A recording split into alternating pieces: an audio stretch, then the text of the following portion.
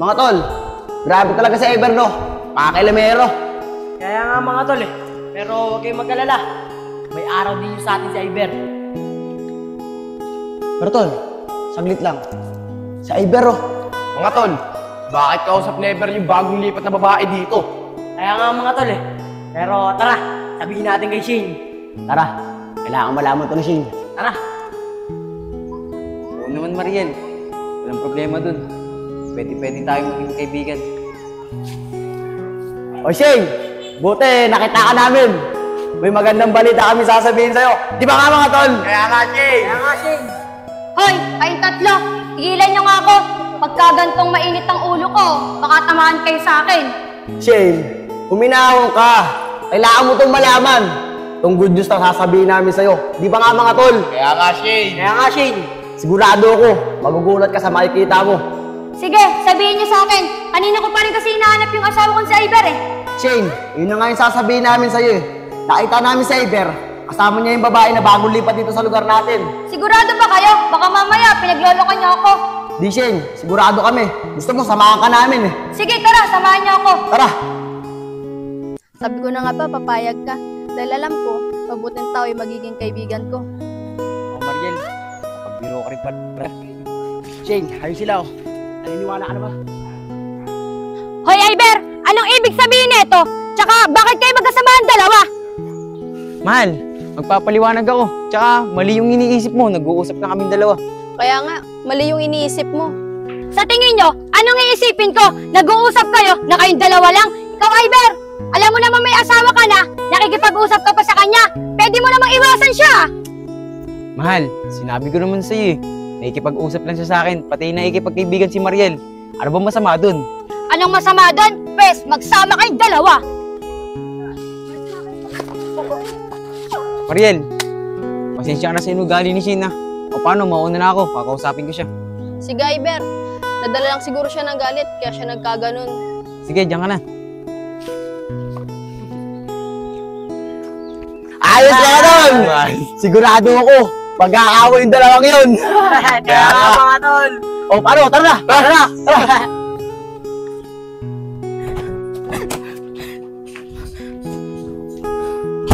Uy, mahal. Itawa mo ako. Hayaan mo naman akong paliwanag sa'yo. Mali ang iniisip mo sa amin ni Mariel. Nakikipagkaibigan na saan yung tao. Bakit ba ayaw mo maniwala? Bakit, Iber? Tama bang gawain na may asawa yan? Nakikipag-usap ka sa kanya na kayong dalawa lang. Bakit? Tungkol saan yung pinag-uusapan nyo?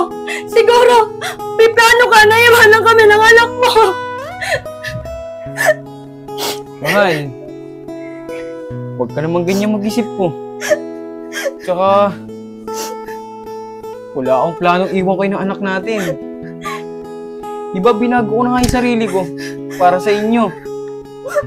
Mahal, madami na tayong pinagdaanan sa buhay. Ngayon pa ba ako gagawa ng hindi maganda? Iber, anong ginawa ko sa'yo? Bakit mo ako ginaganito? Buong pagkatao ko binigay ko sa'yo. Hindi pa ba sapat yun? Eh mahal, ano gusto mong gawin ko? Para mawala na yung galit mo sa akin. Anong gusto kong gawin mo? Iwasan mo yung babaeng yun! Iber, kung ikaw nasa sitwasyon ko, na ikaw ang makakita, na may kausap akong lalaki, na kami lang dalawa, ano sa tingin mo ang iisipin mo? Iber, mas mabuti pa ng Becky ka eh. Wala tayong pinag-aawayan na ganito. Iber, sana wag dumating yung oras na mawala na yung pagmamahal ko sa'yo. Dahil hindi mo na kami makikita ng anak mo. Magpapakalayo-layo na kami.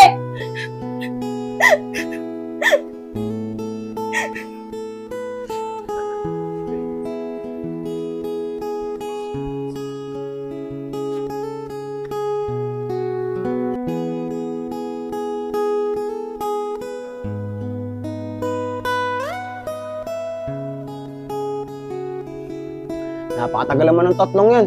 Kanina pa ako nag-aantay dito. Teka, Hubert, si Mariel. Mariel! Pwede ba ako magtanong sa'yo? Kahit saglit lang. Teka, ikaw na naman. Ano itatanong mo sa akin? Tsaka, wala akong panahon sa'yo. Mariel, ako nga pala si Apong. Hindi naman ako masamang tao eh.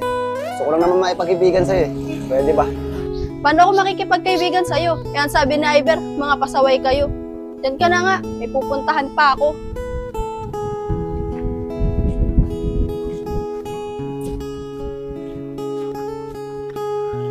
Tolapong, di ba yung si Mariel? Yung bago lipat dito sa lugar natin. Kaya nga Tolapong. Pero, pasensya ka na. Natagalan kami ah. Paano yan? Tara na! Tara! Uy, Tolapong! Tolapong! Tara na! Anong nangyari sa'yo? Teka nga lang Tolapong. Masama ba pakiramdam mo? Ba't ka naman nagkakaganyan? Kaya nga Tolapong, napapansin ka na namin. Ang tahimik mo.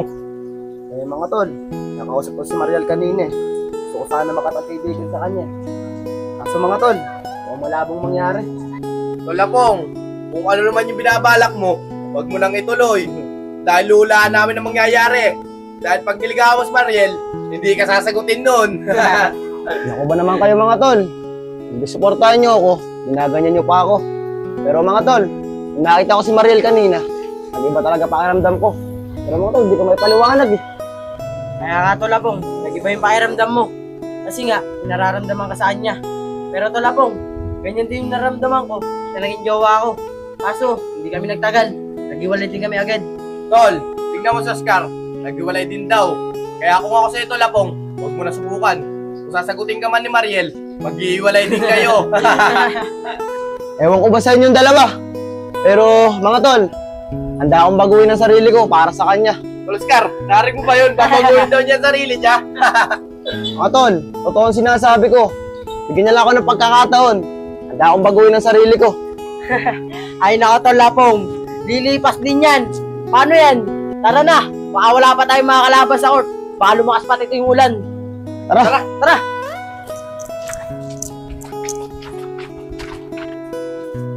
Tay, pabili nga pong rewis ko. Isa lang.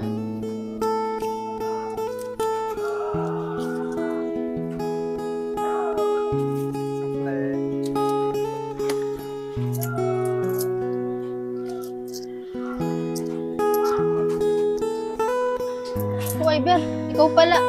Hey Mariel, magandang umaga sa'yo. Pwede ba tayo mag-usap tungkol dun sa nangyari kahapon? Mariel, siguro, hindi talaga tayo pwede maging magkaibigan. Nagagalit sa akin si Shin eh. Iber, bakit naman ganun? Gusto ko lang naman makipagkaibigan sa'yo ah. Tsaka wala naman tayong masamang ginagawa. Dahil alam ko, mabuti kang tao. Eh Mariel, alam ko, wala tayong masamang ginagawa. Pero sa paningin ng asawa ko, meron. Tsaka Mariel, ayoko kasi masira yung pamilya ko eh. Kaya sana naman maintindihan mo ako. O paano? Dito na muna ako. Bibilin pa ako eh. Baka kasi may makakita sa atin na magkausap tayo. Sumbong pa tayo kay Shane. Sige, Iber. Tsaka na lang tayo mag-usap.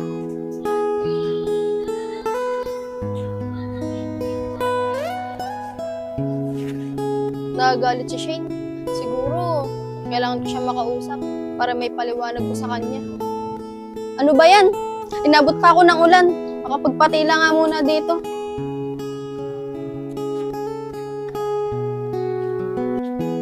Oh Mariel, anong ginagawa mo dyan? At saka ba't nag-iisa ka? Bumilaw sa tindahan. Pauwi na rin ako. Kaso, inabot ako ng malakas na ulan eh. Papatila muna ako. Ah, ganun ba Mariel? Gusto mo, ikaw na lang gumamit itong payong ko para dito mabasa ng ulan.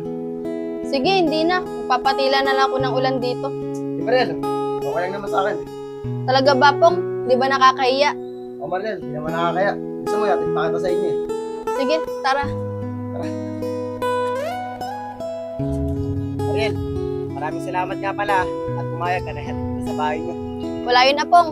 Pero, halika. Payong ka. oh. Mariel, okay lang ako. Sigurado ka. Oo Mariel, sigurado ako. Pero, may tatanong ako sa'yo eh. Ano ba yung tatanong ko Mariel? Alam mo ba yung bahay ni Iber? Oo naman, alam ko yun. Gusto mo, samahan ka eh. Sige, para rin makausap ko si Shane. Mariel, malapit na tayo sa bahay nila Iber. Mariel, ayun na pala yung bahay nila Iber. Pero Mariel, hindi kita masasamahan eh. Kasi alam mo naman eh, galit sa akin yung mag-asawang yan. Sige, Pong. Maraming salamat. Pero paano tong payong mo? Sige Mariel, gamitin mo muna. Tsaka ko na lang kukunin sa'yo pag nagkita ulit tayo. Ano, mauna na ako. Sige, Apong.